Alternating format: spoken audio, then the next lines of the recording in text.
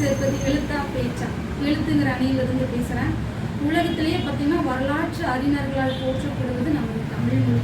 பாரதியாருக்கு 14 மொழிகளில் தேர்ச்சி பெற்றிருந்தார். ஆனால் யாமறிந்த மொழிகளிலே தமிழ் மொழி போல் இனிதாவது எங்கும் காணோம் என்று நம்ம தமிழ் மொழி தான் சிறப்பிச்சது. ஒரு குழந்தை பிறந்த உடனே ஒரு மொழி மூச்சு பார்த்தீங்கன்னா ஆ ஆ அப்படிங்கிற சவுண்டில் தான் அழுகு. அந்த குழந்தை ஆன அழுகுலினா சுற்றி இருக்கிறவங்களா அழ ஆரம்பிச்சிருவாங்க. அப்போ அந்த குழந்தையோட பிறப்புலேருந்து இறப்பு வரைக்கும் அந்த ஆ அப்படிங்கிற சத்தம் தான் இவருடைய உயிரோட எழுத்துக்கள். அது மட்டுமா, உயிர் இருந்தால் போதுமா, உடம்பு வேணும்ல. நன்னூல சொல்லியிருக்காங்க, உயிரும் உடம்புமா 30 முதலே இருக்கும். நம்மளுடைய மெய் எழுத்துக்கள் 18. அப்போ இது 2 சேர்ந்தா உயிர் எழுத்துக்கள் ஆகுதுல்ல. அப்போ இந்த நன்னூல்ல சொன்ன மாதிரி இது 12, இது 18 உயிர்மெய், இது 2 சேர்ந்தா தான் உயிர்மெய் எழுத்துக்கள் கிடைக்கும். உயிரும் உடம்பும் சேர்ந்தா தான் உயிர்மெய் எழுத்துக்கள் வரும். நம்ம தமிழர்கள் எவ்வளவு நம்முடைய எழுத்துக்களை நேசிச்சிருந்தா உயிர் மெய் அப்படின்னு பெயர் சுட்டிருப்பாங்க. அதுல இருந்தே நமக்கு தெரிஞ்சிடும். திருமால் பார்த்தீங்கன்னா உலகத்தை 3 அடிகளால் அளந்தார். ஆனா திருவள்ளுவர் 1.25 அடியில் அளந்தார். ஏன் தெரியுங்களா? காலடி கம்மியா அளந்தாரு. நமது காலடியை வச்சு அந்த காலடியை நிரப்பணும், நிறையடிகளாக மாற்றணுங்கிறதுக்காக தான் அவர் அப்படி பண்ணார். ஏன்னா அவர் எழுதினா 1330 குறள்ல முதல்ல குறள் பார்த்தீங்கன்னாவே அகர முதல எழுத்தெல்லாம் ஆதி பகவன் முதற்றே உள்ளது. எழுத்துக்களுக்கெல்லாம் முதன்மையானவை அகரம். ஏன்னா 1330 குறள் எழுதினவருக்கு எழுத்துக்கள் தான் முதன்மை, அகரம் தான், அந்த வடிவம் தான் முதன்மை சொல்லியிருக்கிறார். ஏன் அதுக்கு கடைசி குறளை போட்டுருக்கலாம்? கிடையாது. ஏன் ஃபர்ஸ்ட் குறளை போட்டார்? எழுத்துக்களுக்கு ஃபர்ஸ்ட். அப்பதான் மொழி, ஒரு மொழி உயிரோடு இருக்கும்னா அந்த எழுத்து இருந்தால் மட்டும்தான் உயிரோடு இருக்க முடியும். வெறும் உடம்ப வச்சுட்டு என்ன பண்றது? உயிர் அப்படிங்கிறது எழுத்து வேணும், நமக்கு வேற வழி கிடையாது. அதை தான் அவர் சொல்லியிருக்கிறார். எழுத்துக்கு பேச்சுக்கு ஒரே தான். எழுதும் போது பிழை இருந்துச்சுன்னா நான் அழிச்சிட்டு மறுபடியும் எழுதிடுவேன். பட் நான் பேசும்போது பிழை இருந்துச்சு அப்படின்னா என்னால் அழிக்க முடியும். யாரை போய் நான் போய் பேசுகிறேன், என்னோட பாயிண்ட்ஸில் 2-3 பாயிண்ட்ஸ் நான் தப்பாக பேசுகிறேன் அப்படின்னா அவங்க அதை எடுத்துக்கிறதே முழுசாக புரிஞ்சுக்கிறாங்களா இல்லையான்னு எனக்கு தெரியாது. அதையே போய் அவங்க இன்னொருத்தர்கிட்ட கலந்துரையாடும் போது அது இன்னொரு பக்கம் தெரியும். அவங்க இன்னொரு பக்கம் போய் சொல்லுவாங்க. அது இன்னொரு பேச்சு வழக்கு மாறி மாறி மாறி தமிழ் மொழி அழிவுக்கு போயிடும். என்னோட எழுத்துக்கள் இருந்தால் தான் தமிழ் மொழி வளரும். அப்போ தமிழ் மொழியை நம்ம பாராட்டியாகும். இப்போ பார்த்தீங்கன்னா இலை வாங்க போகிறேன், இலை வாங்க போகிறோன்னு யாருமே சொல்றது. பாகக்காய் வாங்க போகிறேன், பாகக்காயினே சொல்றது. அப்போ அந்த ஒரிஜினல் பேர் என்னன்னு யாருக்கும் தெரியறது கிடையாது. அப்போ எழுத்து இருந்தால் மட்டும்தான் 4 பேர்கள் நம்ம தமிழ் மொழி அழியாமல் இருக்க முடியும். இந்த பாயிண்ட் கண்டிப்பாக நீங்கள் நோட் பண்ணிக்கிங்க. இது வரலாற்றில் நமக்கு ரொம்ப முக்கியமான பாயிண்ட்.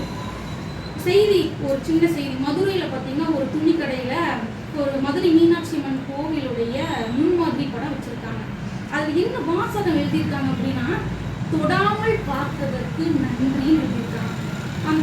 அந்த வாக்கியத்தை நீங்கள் கவனிச்சிங்கன்னா எவ்வளோ அருமையாக இருக்குது. தொடாமல் பார்த்தவும் எழுத வேண்டியதானே. தொடாமல் பார்த்ததுக்கு நன்றினா எவனாவது போய் தொடுவானாங்க. சார் எப்படி எழுதியிருக்காங்க. அப்போ எங்கள் எழுத்துக்கள் எவ்வளோ வலிமை, தமிழுக்கு எவ்வளோ எழுத்துக்கள் அழகு சேர்ப்பதுன்னு நீங்கள் அதுக்கு யோசிச்சுக்கோங்க.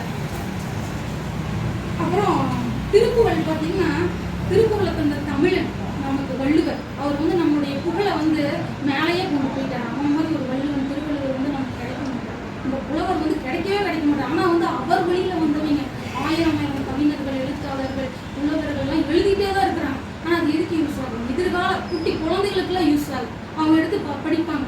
ஆனால் பேச்சு அப்படி கிடையாது. நீங்கள் பேசிட்டு வாங்கிட்டு போயிருவீங்க. அது எத்தனை பேர்த்துக்கிட்ட பேசுவோம்?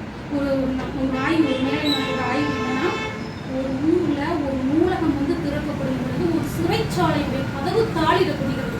எவ்வளவு அருமையான விஷயம். இந்த வார்த்தைகளை நான் ஒவ்வொரு டைமும் கேட்கும் போது அந்த நூலகத்தோட மதிப்பு இந்த கவிஞர்கள் கிட்ட கிடக்கு, எழுத்தாளர்கள் கிட்ட கிடக்கு. அவங்க இறந்தாலும் நாளைக்கு அந்த புக்கை எடுத்து படிக்கிறவங்க மனசுல அவங்க வாழ்ந்துட்டு இருக்காங்க. பாரதியார் இறந்துட்டார், பாரதிதாசன், அப்பா இப்பிராட்டி எத்தனையோ இறந்துட்டாங்க. புலவர்கள் எல்லாம் யாருக்கு இருக்காங்க? படிக்கிற குழந்தைகள் இருக்கிறாங்க. புத்தக பாடம் படிக்குது பார்த்தீங்கன்னா, அவங்க மனசுல ஒவ்வொரு நாளும் வாழ்ந்துட்டு இருக்காங்க. அப்போ தமிழ் மொழி எழுத்துக்களோட தான் வாழ்வு, பேச்சுக்கள்ல வாழ்றது கிடையாது. நம்ம பேசினா அது மறைஞ்சு போயிடும். ஒரு மொழி உயிரோடு இருக்கும்னா எழுத்து இருந்தால் மட்டும்தான் அந்த மொழி உயிரோடு இருக்கும். இந்த வள்ளுவன் கொடுத்த அந்த 1330 குறள் முதல் குறளே எழுத்துக்களுக்கு ஒரு வலிமை கொடுத்துருக்கிறார். அது எல்லாருமே புரிஞ்சுக்கணும். எழுத்துக்கள் ஒரு வரப்பிரசாதம். கல் தோன்றி மண் தோன்றா காலத்து எழுத்துக்கள் ஒரு வரப்பிரசாதம். நம்ம தமிழை போட்டி பாதுகாக்கணும். அவ்வளோதான். அதுக்கு நம்ம என்ன பண்ணணும்? நம்ம தமிழ் எழுத்துக்களை பாதுகாக்கணும். ஒவ்வொரு நூலகங்களும் எல்லாரும் போய் படிக்கணும். அதை படிக்கும் போது தான் தெரியும் ஏன்னா அதோடைய அர்த்தங்கள், அதை எழுதினவர் எவ்வளவு கஷ்டப்பட்டு எழுதியிருப்பாரு, எதுக்காக எழுதினார், ஏன் அவருக்குள்ள வச்சுக்கலாம்ல, ஏன் 4 பேர் வந்தாங்கன்னா 4 பேருக்கு சொல்லிட்டு அவங்க பாட்டுக்கு போயிட்டே இருக்கலாமே, ஏன் அதை விட்டாரு. ஆனா எழுதினா தான் எதிர்கால சந்ததியினர் வாழ முடியும். இந்த எழுத்துக்கள் இந்த மாதிரி ஒரு தமிழ் மொழி திரிஞ்சு வராம சரியான வார்த்தைகளோட சின்ன குழந்தைங்க மனசுல கூட போய் பதியும். ஏன் ஸ்கூல் எக்ஸாம் வைக்கிறாங்க, நீ சொல்லிட்டே போகணும், வரையில நான் வா நீ ப்ராக்டிக்கல் நான் செய்யாத, நீ வந்து அப்படியே சொல்லிட்டு போ தியரிட்டிக்கலா நான் மார்க் போடுறேன், ஏன் எழுதுறா, நீ எழுது, நீ சொல்றான் நீ படிக்காத, நீ அதை 4 தடவை எழுது மனப்பாடம் ஆகும் அப்படின்னு சொல்றாங்க. எழுத்துக்கள் எவ்வளவு வலிமையா இருந்திருந்தா அதை செய்வாங்க. நீ எந்த ஸ்கூல்லையுமே வேண்டாம், வேண்டவே வேண்டாம், எக்ஸாமே வேண்டாம், எல்லாருமே தியரிட்டிக்கல் ஒப்பிச்சுட்டே போகணும் அப்படின்னு சொல்லிட்டு போயிடலாமே. எங்க எழுத்துக்கள் வலிமையா இருக்கணும். ஒரு மொழி வாழ்றதுக்கு எழுத்துக்கள் உயிர் நாடி. அந்த உயிர் நாடியை கொடுத்ததுக்கு நம்ம தான் ஒவ்வொரு நாளும் இந்த புலவர்கள்கிட்ட வரப்பிரசாதமா தேங்க்ஸ் சொல்லிப்போம். ஏன்னா அந்த காலத்துலாம் பார்த்தீங்கன்னா இந்த கருங்கல்லையும் செப்பேடுகள்லையும் ஓலைச்சுவடிகளையும் எழுதி வச்சாங்க. அதனாலதான் நம்ம இன்னைக்கு இந்த தமிழ் மொழி உயிரோடு இருக்குன்னு உங்களுக்கு தெரியுமா. இந்திய பெருங்கடல்ல ஒரு குமரி கண்டம் ஒன்று இருந்துச்சு, அது அடியோடு அழிஞ்சு போச்சு. மக்கள் என்ன பண்ணிட்டு இருந்தாங்க, ஏதாவது நமக்கு கிடைச்சதா, கிடைக்கல. ஆனா அந்த எழுத்துன்னு ஒண்ணு இருக்கிறதுனாலதான் தமிழ் மொழி உயிரோட வாழுது. ஆகவே எல்லாருமே போற்றி பாதுகாக்கணும். நன்றி.